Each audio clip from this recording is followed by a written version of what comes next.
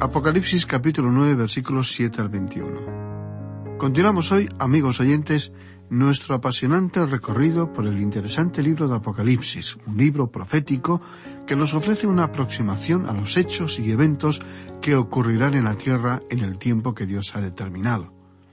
No todo es negativo, a pesar de que la mayor parte de este libro, que es la palabra de Dios, habla de juicios y muchas catástrofes, de muertes y sufrimientos.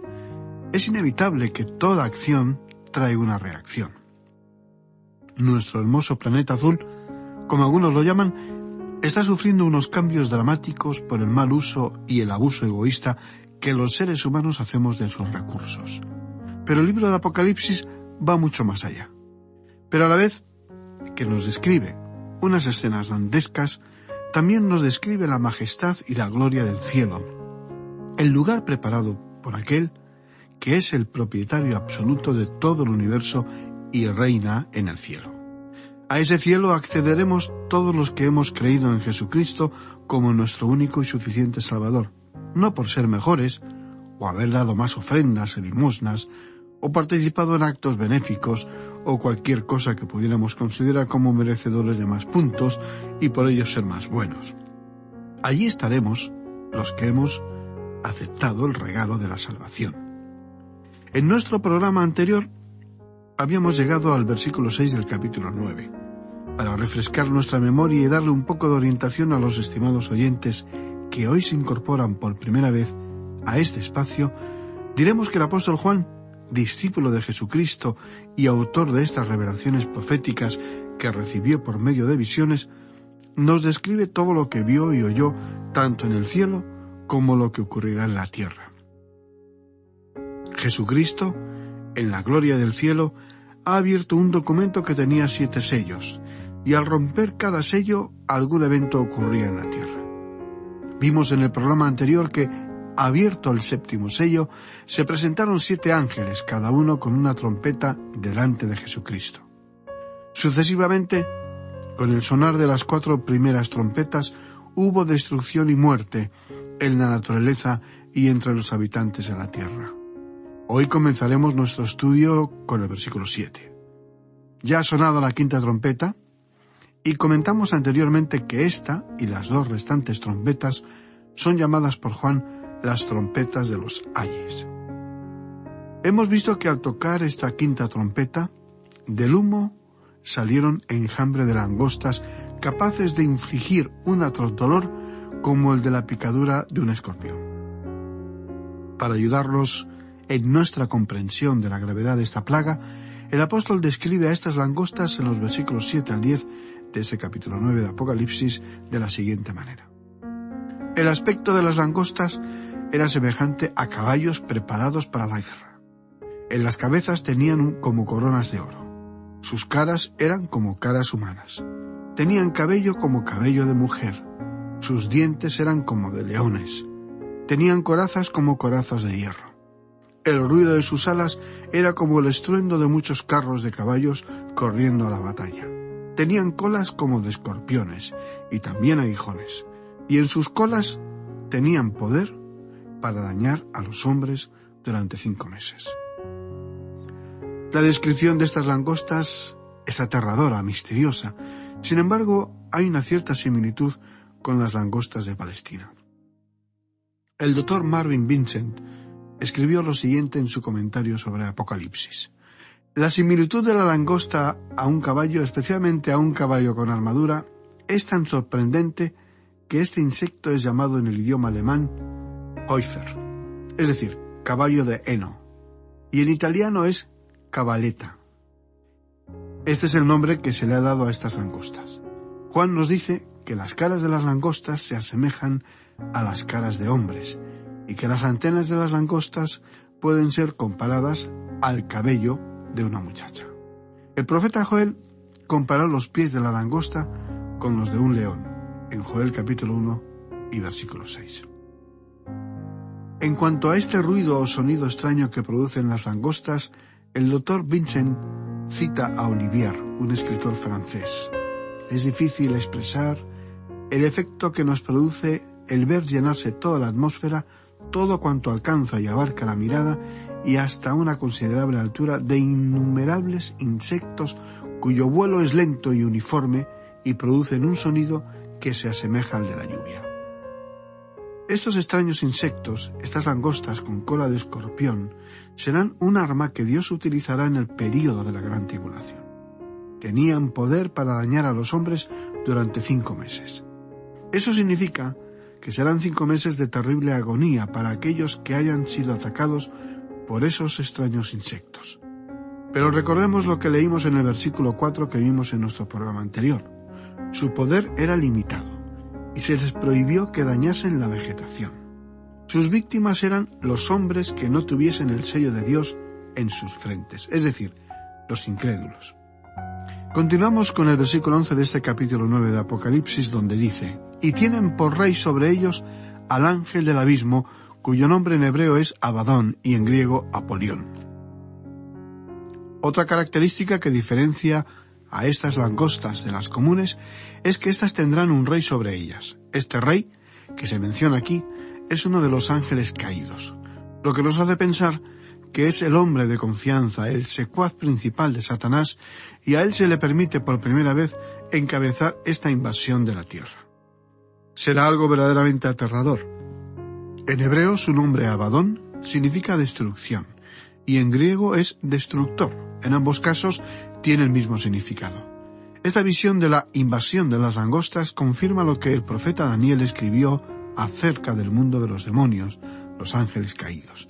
Daniel reveló que los demonios están divididos en jerarquías de diferentes grados, que hay generales, coroneles, tenientes, sargentos y soldados rasos.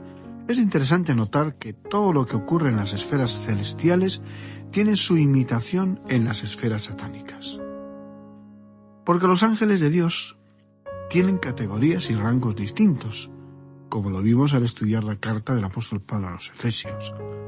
Continuamos con el versículo 12 de este capítulo 9 de Apocalipsis, donde dice: «El primer ay pasó.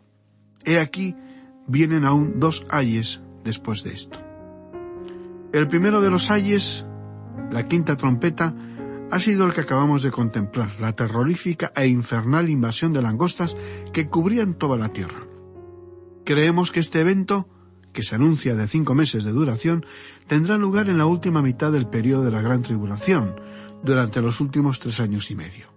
Aparentemente los últimos 2 ayes, la sexta y séptima trompeta, cubrirán el período restante. Ahora, hay la advertencia aquí que indica que vendrán catástrofes mayores. Llegamos ahora a la sexta trompeta, al segundo ay. Leamos los versículos 13 y 14. «El sexto ángel tocó la trompeta, y oí una voz de entre los 4 cuernos del altar de oro que estaba delante de Dios, diciendo al sexto ángel que tenía la trompeta: desata a los 4 ángeles que están atados junto al gran río Éufrates». Cuando el sexto ángel tocó la trompeta, se escuchó una voz de mando que provenía de los cuernos del altar de oro. Ese altar de oro vincula el siguiente juicio con las oraciones del oprimido pueblo de Dios. El sexto ángel no solo toca la trompeta, sino que recibe la orden de desatar a 4 ángeles que estaban atados en el río Éufrates. La orden es dada por una voz que proviene del altar. ¿De quién es esa voz? Aquí se nos dice: «Y oí una voz de entre los 4 cuernos del altar de oro». Bueno, estimado amigo oyente, es Jesucristo quien da las órdenes. Él ha abierto el séptimo sello.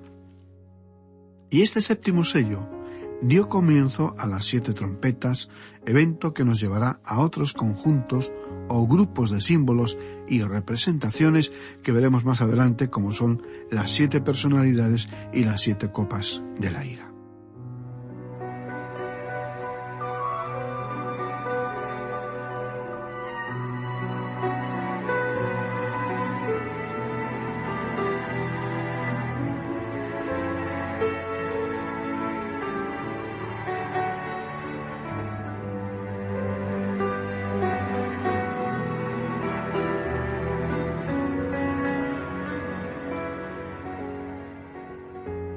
Ahora, Estos ángeles atados evidentemente son demoníacos, perversos, porque si no, no estarían atados.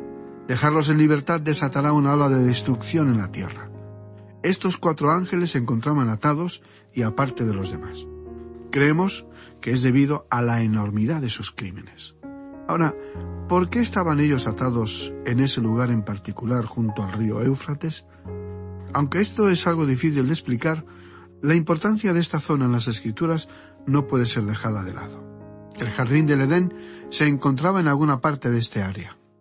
Allí comenzó el pecado de la humanidad y allí se cometió el primer asesinato. Allí se llevó a cabo la primera guerra y allí fue donde comenzó el diluvio y se extendió sobre toda la tierra.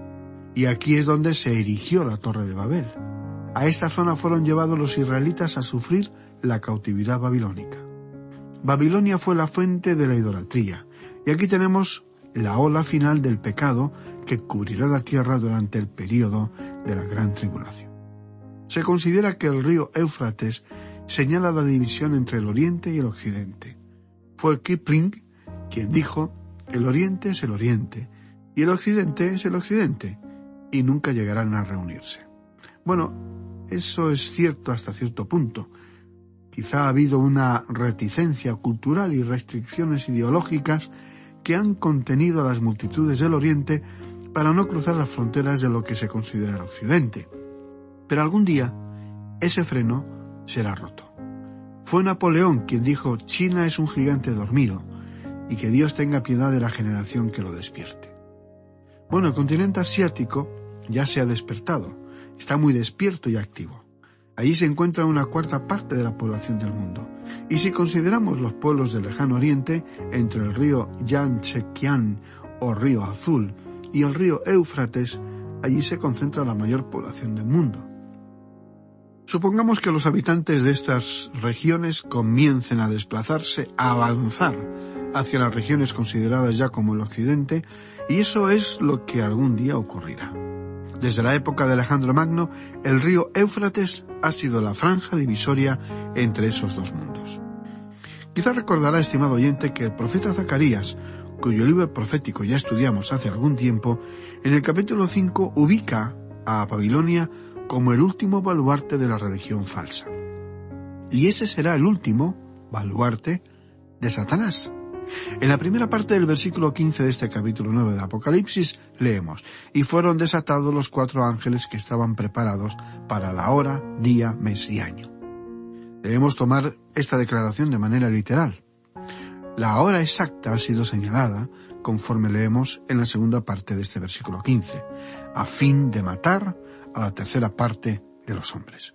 Al tocarse esta sexta trompeta, una tercera parte de la población del mundo será quitada. Ya hemos visto que murieron una 1/4 parte de los habitantes del mundo con la apertura del 4º sello, y ahora una tercera parte es quitada. Más de la mitad de la población de la tierra ha sido destruida en el periodo de la Gran Tribulación. No nos sorprende entonces que el Señor Jesucristo hubiera dicho: y si aquellos días no fuesen acortados, nadie será salvo. Continuamos en el versículo 16 de este capítulo 9 de Apocalipsis. Dice: y el número de los ejércitos de los jinetes era 200 millones. Yo oí su número. El tamaño de este ejército es grandioso. El apóstol recalca que él oyó claramente el número de 200 millones. Entre China, India y Japón se podrían reunir esa cantidad de hombres para el mismo día de mañana. Lo que aquí tenemos es una invasión total del mundo por los demonios, representado por medio de las langostas. Están motivados para luchar en una guerra mundial. En realidad, hasta el presente no hemos tenido una verdadera guerra mundial donde todas las naciones del mundo hayan participado. Pero eso sí tendrá lugar en el período de la Gran Tribulación.